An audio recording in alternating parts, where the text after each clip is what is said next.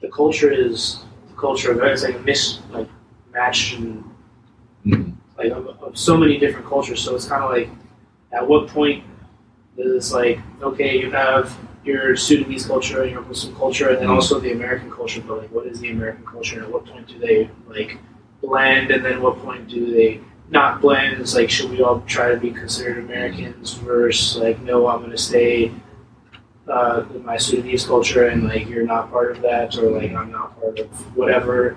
And then like, that's a weird one, right? Because at the same time, like during the Olympics, right, when you're watching, like you want Team USA to win, right? Yeah. But then it's like, but also I'm like this other thing also. Like, how do you balance that kind of, both of you? It's definitely extremely difficult. Yeah. I can't even give you a straight up answer. It's just like something you struggle with your whole life. Just kind of being mixed race and being the son of an immigrant. It's kind of really tough to balance, obviously, and it's tough to go from, damn, should I be completely American, or should I be acting a certain way because I'm this? You know what I mean? Do you ever catch yourself when you're like, yeah, I go Team USA, you're like, ooh. Yeah, for sure, I do. But then I think I was born and raised in America. That yes, I have a world experience and I've lived outside the country. I've traveled to numerous countries. I've been very fortunate for that.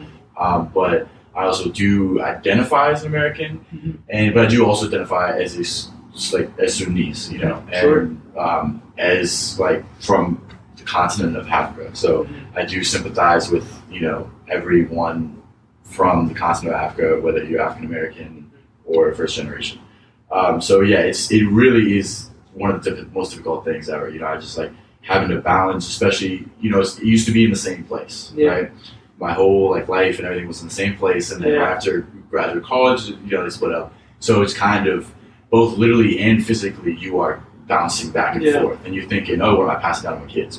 How am I going to treat that? Am I going to force them to be a certain way? You know what I mean? Because we weren't really forced; we were influenced as well. But we could make our own decisions. But have you thought about that? Yeah, I don't know, man. I was thinking obviously I want to pass it down because I'm extremely proud to be Sunni. I'm extremely proud to be a mixed race, like half African American, half white. You know what I mean? Not all ashamed of who I am, but I think it's tough to think like, damn, am I really gonna do that? Am I gonna name my kid something close to Izzie or Shamsuddin? And have his last name is Morgani, and them experience the exact same thing. Yeah. But if you think about it, as a kid, if you're not if you're not strong enough to take it, you kind of it hurts. I've seen it impact people a lot more than it's impacted me and Samie. Yeah. And I've seen it in the eyes of people when I talk to them. Just about just anything.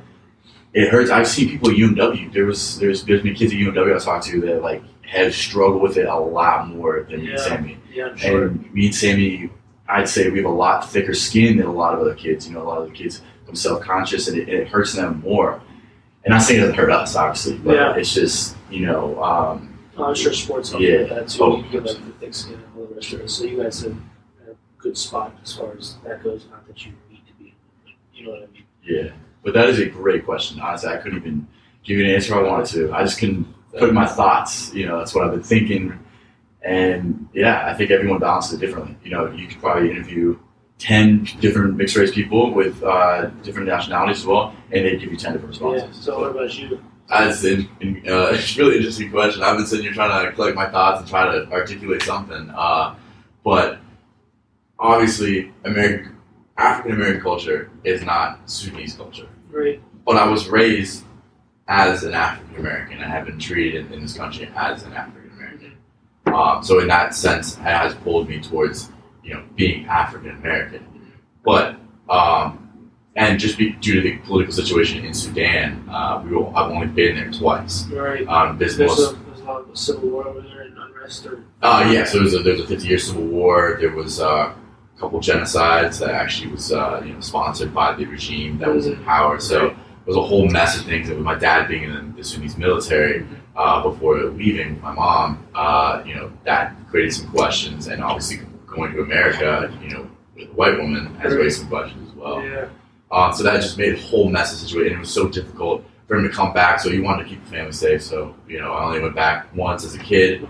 And then 11 years later, to see his full-grown light skin walk through the door. Yeah, you guys went back recently, didn't you? Yeah, in December 2019. So going back, I'm like, dang, I've really been like, growing up, I tried to catch myself because I knew I was part of something greater than the African American community, and that was the Sudanese community.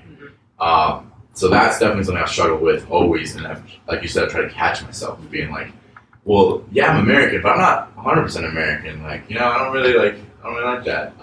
So there's certain things that kind of just like keeps you up at night, for real. It keeps me up at night. I'll be thinking about it. I'm like, am I doing things right? Am I doing okay?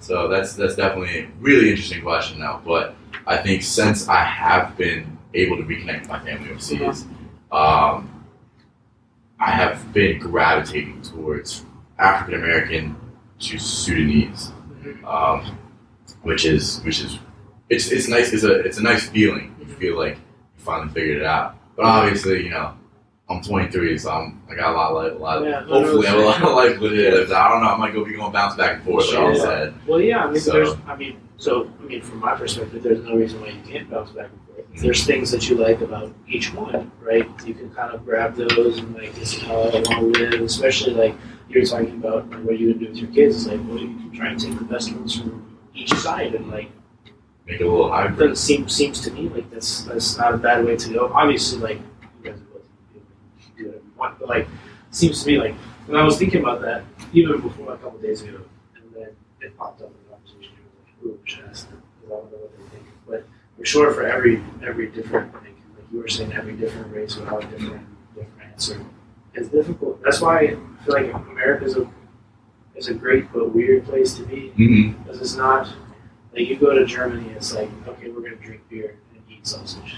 Or like eat some sauerkraut. Yeah, some sauerkraut or whatever. It's like you know what's going on over there, but if you go here, it depends on where you are. It's like you could be with Sudanese people, you could be with Latinos, you could be with like, whatever, and they all have different parts of their culture that they keep, and then also different parts that are kind of like pushed more into like you would say like the American mainstream, and then there's like parts that they pull straight from mainstream. So it's like this whole weird but wonderful mix at the same time. It's like I don't have to deal with like, what you guys have to deal with because you grew up in Syria. So. But that's another. Again, I keep coming back to like one of the reasons why we wanted to start is like I want to know. That's why we're here, and like if we can share these stories with other people, it's like what good is it if you tell me, right? I mean, like it's good because you told me, but like if we can share this with other people as well, I think that's a great thing. So that's like the conversation with you, and we decided to start it. I think this is a good place to end the first episode. So thank you guys for being here. I really appreciate it. Love your guys' stories, very enlightening. I'm sure hopefully you guys at home will have the same sort of experiences or the same sort of like reactions listening to just like you never know what people are going through, man. So thank you guys again. Bye, everybody. It's been great.